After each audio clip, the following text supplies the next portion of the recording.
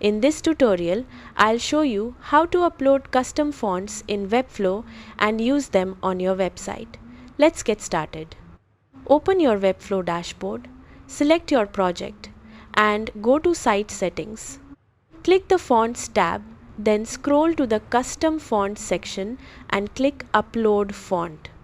Select your custom font file such as TTF, OTF, WOFF or WOFF2.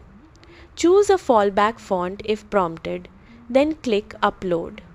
Return to the designer, select any text element and open the Style panel.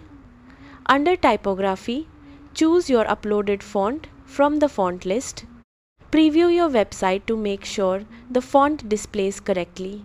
Then publish your site to apply the changes. That's how to upload custom fonts in Webflow. Thanks for watching.